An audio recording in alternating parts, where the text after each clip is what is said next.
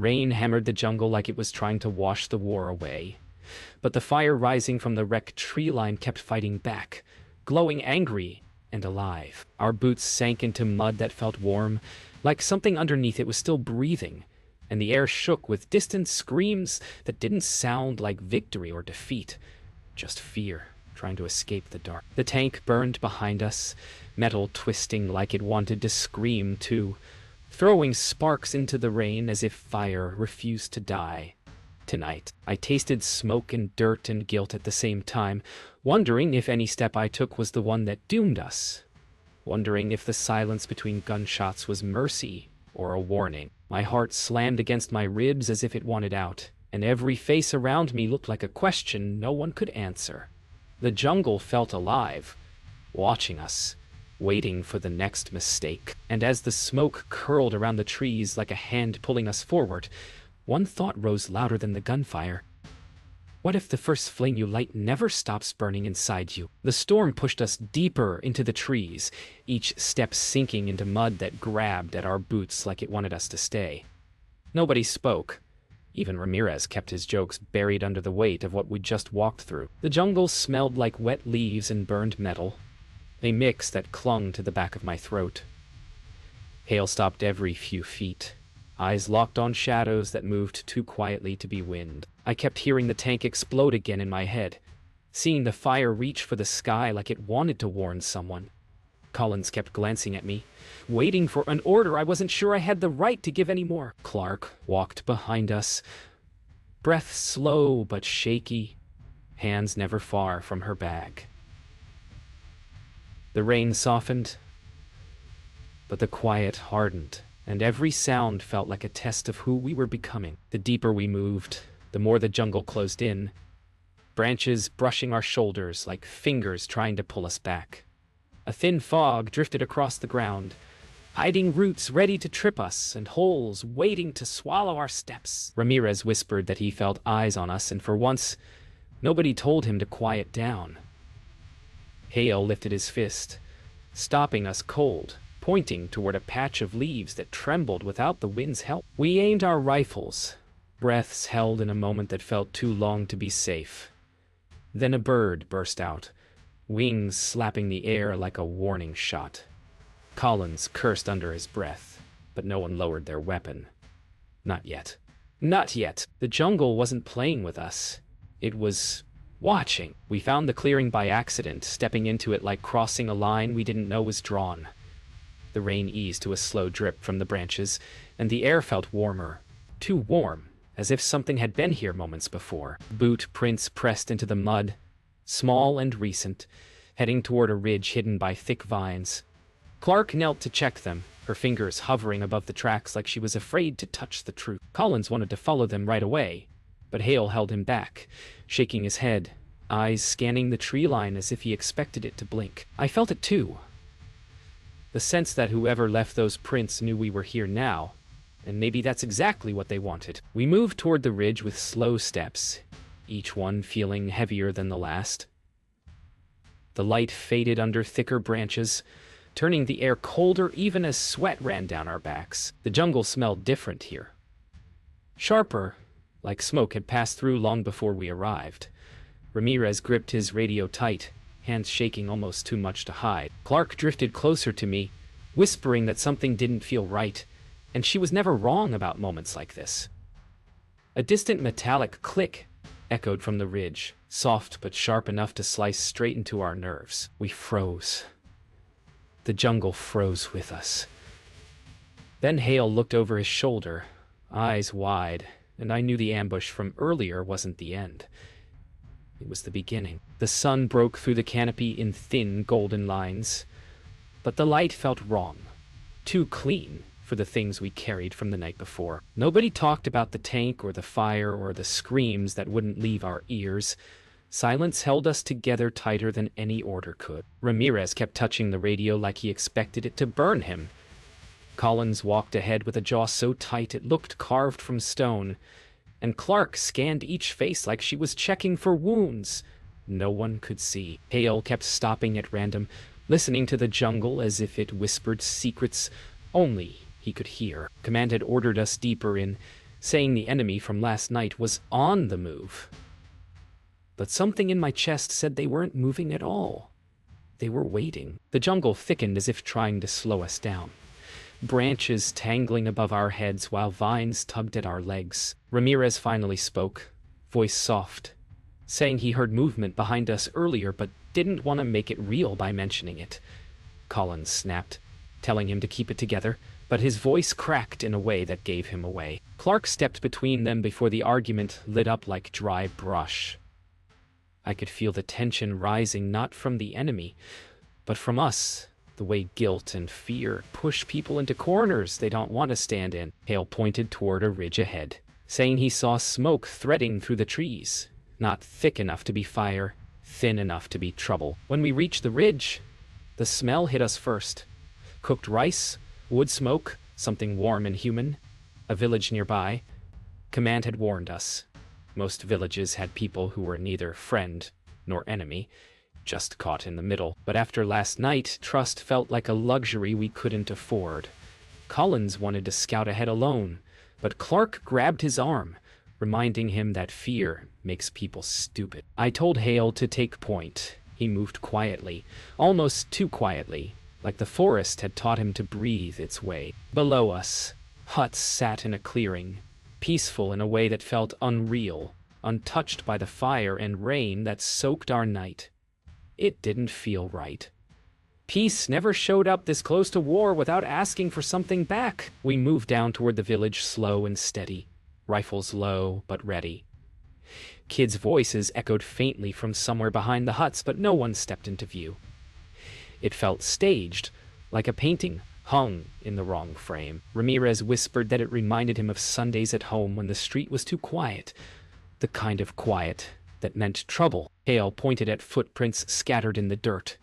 Too many, too recent, all facing away from the village. Clark checked a broken basket on the ground, fingers brushing over fresh rice grains as if they could tell her who ran and why. The air thickened.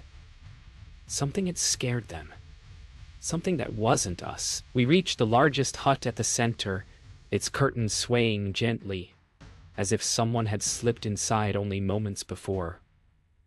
The smell of smoke mixed with something colder, like metal left out in the rain too long. Hale lifted the curtain with the tip of his rifle, and inside we found a pot still warm, chairs pushed back, a map lying on the floor marked with routes we didn't recognize. Collins stepped forward, eyes narrowing at the symbols, saying they weren't maps for travel. They were maps for hiding. Ramirez swallowed hard, whispering that whoever left these behind might be watching us right now. Clark looked out the open window, her hand drifting to her medic pouch. I felt the weight settle in my chest. This wasn't a village abandoned in fear. It was a village emptied for a purpose, and that purpose had our names on it. The trail beyond the village felt tighter, as if the trees wanted to swallow us whole. Every branch looked like a doorway to something waiting just out of sight. Hale kept moving with his quiet, steady steps, but I saw the tension in his shoulders, the way he paused a second too long before each bend. Ramirez tried to lighten the air by humming a tune, but even that sounded scared, cut short every few notes. Collins scanned the sides with nervous hands, fingers tapping against his rifle like a heartbeat he couldn't calm. Clark watched us more than the jungle, reading our faces the way she read wounds. The maps from the hut sat in my pocket, the paper warm against my leg, routes drawn by people who knew this land better than we ever would. I kept thinking about the footprints leading away from the village, not fleeing, moving with intention. And the thought settled in like a cold stone. Maybe we weren't hunting anyone at all. Maybe we were being drawn in. We reached a fork in the path, a split that wasn't marked on the map. Hale crouched low, brushing the dirt with careful fingers, and pointed out impressions only he could see. Tracks, light but sure, heading left. Collins argued that the right path offered higher ground, but Hale said the enemy didn't choose ground. They chose shadows. Ramirez stepped back, eyes darting around like he felt something crawling behind the trees. Clark said she sensed movement, that her stomach always twisted before trouble. I wanted to believe she was wrong, but she never was. I stared down both paths, trying to feel what the jungle wanted us to see. The silence pressed in, thick and heavy.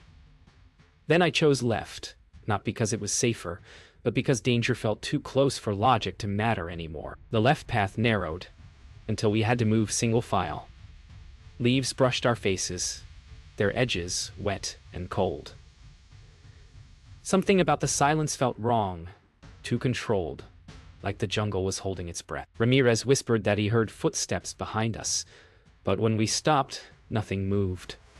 Collins muttered that the jungle was playing tricks, but his voice wavered.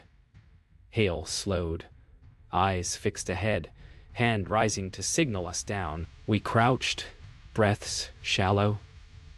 Ahead, hidden partly by brush, lay a small trap, tripwire stretched low, almost invisible. Clark cursed under her breath, saying someone had walked this path recently and set it for us. My heartbeat thudded in my ears as I realized the truth. They knew exactly where we were going, long before we did. We stepped around the trap with slow, careful movements, but the fear clung to us like sweat. The jungle grew darker as clouds gathered above, blocking out what little sunlight filtered through. Clark whispered that she felt watched, and Ramirez nodded silently as if he'd sensed the same thing for hours. Collins gripped his rifle so tight, his knuckles went white. Hale stopped again, raising his hand. But this time it wasn't for a trap. It was for sound. Soft rustling. Not far, moving in a pattern too smooth to be an animal. I felt a chill run through me. Someone was pacing us, staying just out of view, waiting for the moment we slipped. The storm inside the clouds growled low, a warning rumble. The hunt had shifted. We weren't searching anymore.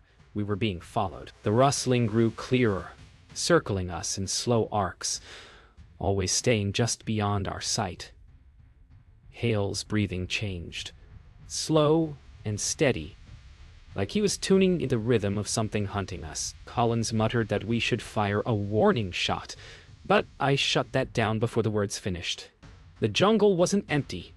Firing blind would only feed whatever waited out there. Ramirez stepped closer to Clark, as if her calm presence might shield him. She whispered that the air felt charged, like right before lightning strikes. Then a single sound cut through the tension. A click, sharp and metallic, coming from our right. Not a gun. A signal. The jungle didn't wait. Shadows moved fast and sure. And in that split second, I knew the enemy hadn't been running from the village. They had been leading us here. The jungle opened into a hollow we didn't expect. A circle of thin trees bending inward like they'd been pulled by the same fear, twisting inside our guts. Ahead, smoke rose from a cluster of huts hidden under heavy branches. Too quiet to feel alive, yet too warm to be empty. Hale lowered himself to the ground, studying dirt the way a man reads danger in braille. Ramirez whispered that it felt like the village had been waiting for us, not hiding from us. Collins scanned the rooftops, breath shaky, ready for anything that moved. Clark stepped closer, voice trembling as she said she didn't like the stillness. It felt prepared. I felt it too, like a stage set for a scene we didn't want to see. And as we stepped forward, every instinct in me begged us to turn back. But orders weren't made for fear. They were made for fools like us who walked in anyway. We walked in slowly, rifles low but ready, each step sinking into soil that felt recently disturbed. No voices, no footsteps. Just the soft crackle of a dying fire in the center of the clearing. Ramirez called out in Vietnamese, voice shaking with each word, but the village stayed silent as a closed door. Clark checked a small pot sitting on the fire, saying the food was warm. Whoever made it had left minutes ago. Collins cursed under his breath, realizing we were walking through the ghost of a moment, not the moment itself. Hale warned us to watch the shadows behind the huts. That movement flickered there. I felt eyes that didn't blink, watching from somewhere we couldn't see. This wasn't abandonment. It was a pause. Hale raised his hand again, signaling us toward a hut near the far edge. its curtains swaying like breath exhaled from someone hiding behind it. Collins took point this time, pushing forward with steps too loud for the quiet around us. Ramirez followed, radio pressed to his chest as though it could shield him. Clark stuck close to me, whispering that something terrible happened here and hadn't finished happening yet. Inside the hut, we found markings on the walls, hasty notes, symbols scratched by hands moving fast in fear. Hale said they were warnings. Not from our enemy, but from villagers trying to tell anyone who came after what hunted them. For a moment, the air grew heavy. Fear belonged to the people who lived here, and now it belonged to us, too. A sudden cry ripped through the silence, high and sharp, coming from behind the huts. Collins spun, rifle raised, and we ran toward the sound, boots pounding dry earth. When we reached the clearing, a young villager stood frozen in place, hands lifted, eyes wide with terror. Ramirez tried to calm him, speaking softly, but the kid's gaze kept darting to the tree line behind us. Clark knelt, asking gently where his family went. He pointed at the ground, then at the sky, then at us, his hands shaking so hard they blurred. Hale said he was trying to warn us, but before he could finish, something rustled behind the tree line. The boy bolted, and the jungle swallowed him whole. We froze as the rustling grew louder, not scattered like before, coordinated, circling us with intention. Clark whispered that we needed to move, but the sound boxed us in. Collins tightened his grip, eyes locked on the tree line. Hale stepped beside me, voice low, saying the villagers weren't running from us. They were running from the people who'd been tracking us since dawn. The wind shifted, carrying the faint metallic scent of oil and gunpowder. Ramirez whispered a prayer under his breath. I felt a cold weight settle along my spine as shadows deepened between the trees. Whoever was hunting the villagers was now hunting us, and unlike the village, we had nowhere to run. The first shot cracked through the clearing like lightning, splitting a tree, sharp enough to tear the breath from our lungs. Hale yelled for cover, and we dove behind a fallen log. Just as bullets chewed into the dirt beside us, Ramirez hit the ground hard, radio clutched to his chest, trying to call command through static that screamed louder than any words. Collins fired back blindly, shouting that the enemy wasn't ahead. They were everywhere. Clark crawled to Ramirez, checking him with shaking hands, even though he kept saying he was fine. The jungle roared with gunfire, leaves shredding above us like the trees themselves were bleeding. I felt my chest tighten with the awful truth.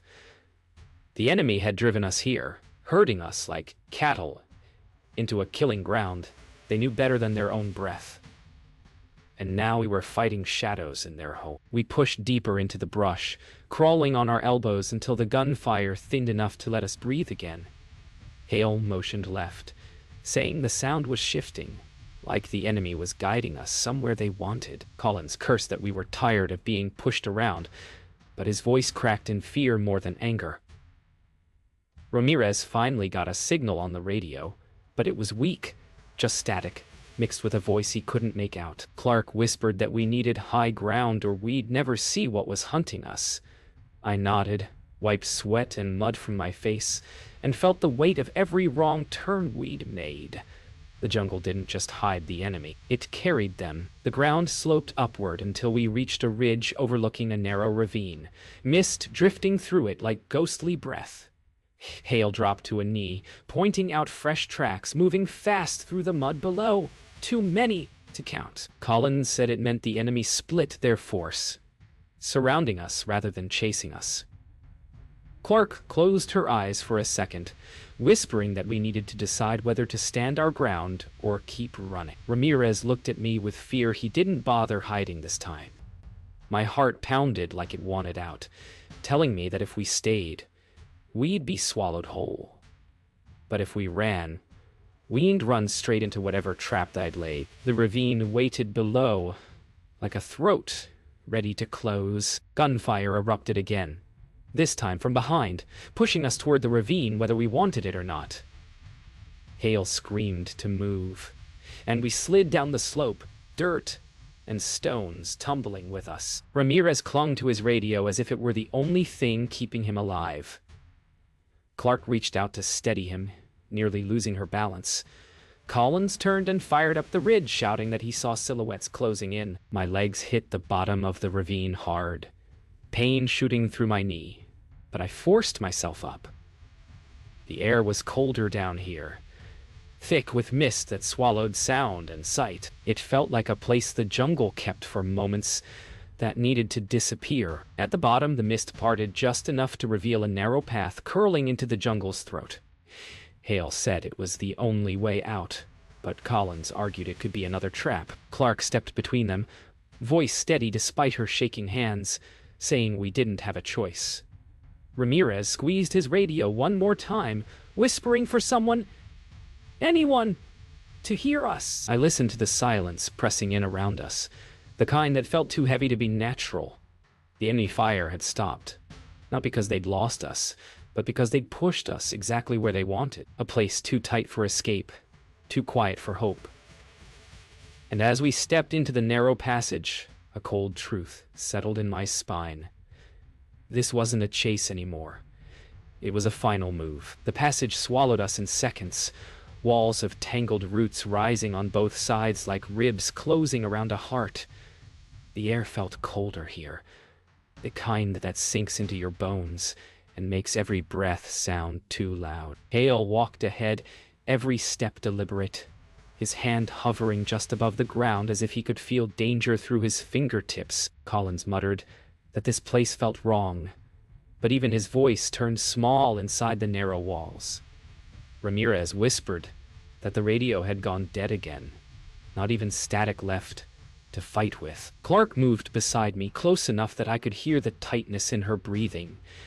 My chest clenched at the thought that we weren't alone in this tunnel of roots. And as the path curved, the jungle widened just enough for shadows to move. Not ours. Someone was already waiting. The path opened into a small clearing carved out like a pocket in the earth, the kind of place meant for ambushes or whispered secrets. Hale stopped, raising a fist, and we crouched low. Collins whispered that he heard breathing. Not ours. Slow and steady, like someone waiting for us to step wrong. Clark nudged Ramirez, telling him to stay close, but he'd already pulled the radio tight against his chest like a prayer. Then, a soft, metallic click echoed from the brush. Not a trap. Someone preparing a weapon. My throat tightened. We were too exposed, too slow, too far from help. Hale pointed toward the tree line, and for a split second, I saw them.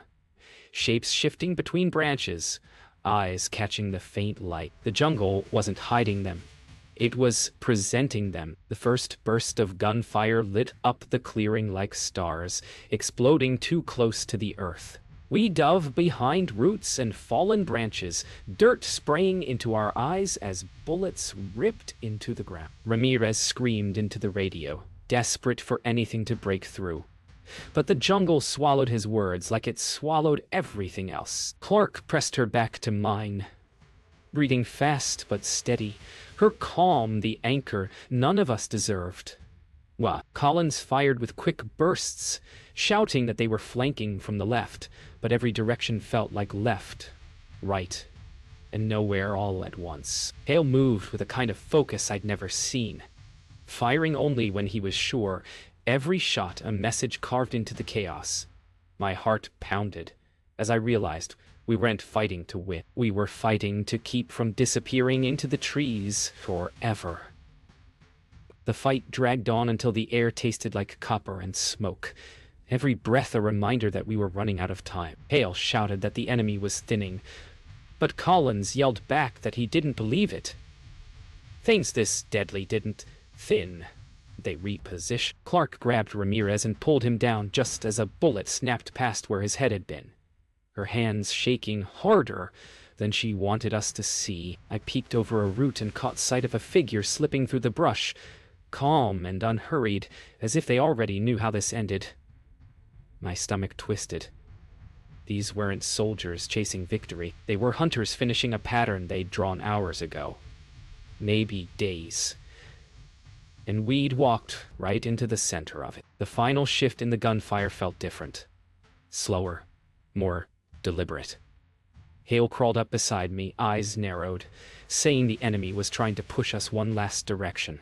A direction we didn't want to see. I looked past the smoke, past the shifting branches, and saw it. A narrow break in the foliage leading to a low ravine filled with dark water. A place where sound died, where escape was impossible. Collins swore under his breath, calling it a funnel. Clark told us we had to move anyway, that staying meant dying right here. Ramirez held the radio to his forehead, whispering a name I didn't recognize. The gunfire grew louder again, closing in. My chest tightened as we backed toward the ravine, each step feeling like we were walking deeper into the jaws of something patient, something planned, something waiting. The ravine air felt colder than the jungle above, still and heavy like it carried the breath of everyone who'd ever died here. Water pooled around our boots, dark enough to hide anything beneath the surface. Hale moved forward with slow steps, saying the gunfire had stopped because the enemy no longer needed to shoot. Collins whispered that we'd walked straight into their final trap. Ramirez's hands trembled around the radio, but he forced himself to try again, calling for anyone who could hear us. Clark put a hand on his back, grounding him the only way she knew. Quiet, steady, human. I looked at the walls of the ravine rising around us, roots twisted like frozen veins, and felt the truth sink in. We weren't fighting the jungle anymore. We were fighting the end of the road we'd chosen, and it was choosing us back. The silence shattered with a single shout from above, followed by figures moving along the ridgeline, shapes outlined against the fading light. Collins lifted his rifle but lowered it when Hale whispered that they weren't firing. They were watching, waiting. Clark said it felt like they wanted us to reveal something, as if this whole chase wasn't about killing, but about cornering. Ramirez tried the radio again and gasped when a faint voice finally answered, small and broken by static. Command had heard us. Barely. They told us to hold our ground. But the tremble in the voice said they didn't believe rescue would reach us in time. My heart pounded as the watchers above stepped back into the shadows. They weren't gone. They were shifting position, preparing. The water deepened as we pushed forward, rising past our knees, turning our steps sluggish and loud. Collins growled that the enemy was tightening a noose we couldn't see. Hale said nothing, his eyes tracking movement above the ridge like he was reading a language made of shadows. Clark whispered that she felt a shift in the wind. Something changing, something coming. Ramirez slipped on a submerged root and nearly fell, catching himself on my sleeve, eyes wide with fear. I told him we were getting out of here, even if I didn't believe it at all. The ravine curved left, and as we turned with it, we saw it. A narrow break in the upper wall, just big enough for a person to climb. Hope flickered, fragile as a match in a storm. But matches burn quick. Collins was the first to climb, pulling himself up with raw, urgent strength. Hale boosted Ramirez next, then helped Clark, her boots slipping against wet roots as she gripped his shoulder. Gunfire erupted from the ridge again, sharper this time, bullets snapping into the water like angry sparks. I pushed Hale upward, shouting for him to go as rounds cracked inches from my head. He hesitated, eyes locked on mine, until I yelled again. He climbed, reaching a hand down for me as soon as he got his footing.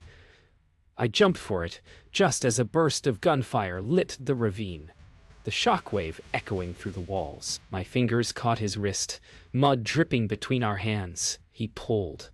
Hard, and for a moment, the world felt like it might let us live. We reached the top and ran until our lungs burned, the jungle closing behind us like it wanted to bury the fight forever.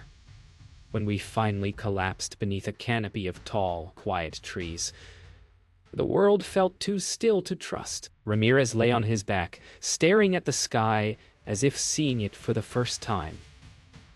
Clark checked each of us with steady hands, whispering small reassurances meant for herself as much as for us. Collins watched the tree line, jaw tight, waiting for the enemy to appear again. Hale sat apart, staring into the shadows, saying the enemy had let us go, not out of mercy, but because we'd given them what they wanted, a show of fear, a show of humanity. I leaned against a tree, trying to steady my breath, feeling the weight of everything we'd survived and everything we'd lost. And the question hit me harder than any bullet. If war shapes the monster you become, how do you know when you've crossed the line between surviving it and feeding it?